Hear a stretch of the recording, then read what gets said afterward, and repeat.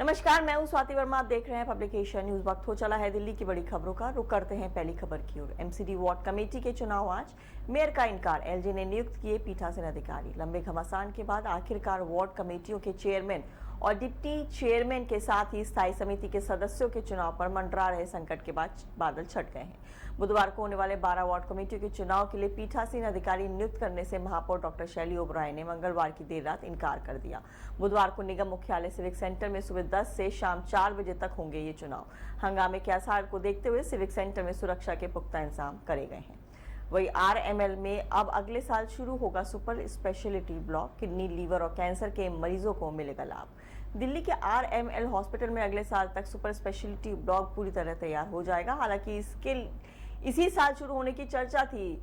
इसके बन जाने के बाद अस्पताल में कई तरह की सुविधाएं बढ़ जाएंगी। इससे दिल और न्यूरो की बीमारियों के साथ साथ किडनी, लीवर और कैंसर के इलाज की भी बेहतर सुविधा उपलब्ध हो जाएगी। इससे कई गंभीर बीमारियों से पीड़ित मरीजों को बड़ी राहत मिलेगी।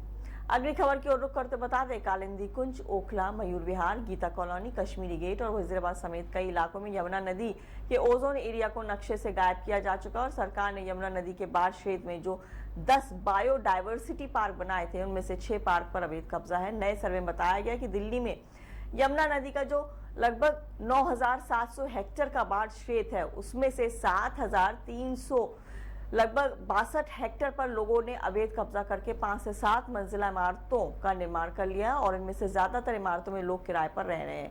इससे ये पता चलता है कि इस अतिक्रमण के पीछे आम लोग नहीं बल्कि भूमाफिया है।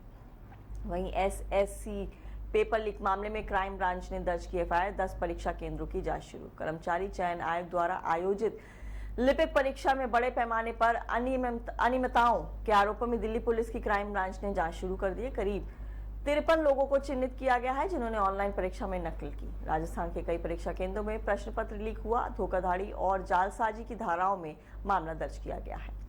वहीं दिल्ली उच्च न्यायालय ने एक लड़की से दुष्कर्म के आरोपी युवक को जमानत दे दी है, जिसके साथ उसका प्रेम संबंध चल रहा था। जबकि उन लड़कों से जुड़े मामलों में कानून के दुरुपयोग पर ध्यान दिया गया जो लड़कियों से प्रेम संबंध रखते हैं। अदालत ने कहा कि इसके परिणाम स्वरूप युवा लड़कों को उनके रोमांटिक रिश्ते पर आपत्ति जताने के लिए लड़कियों के परिवार के आदेश पर दायर किए गए मामलों के कारण जेलों में रहना पड़ा।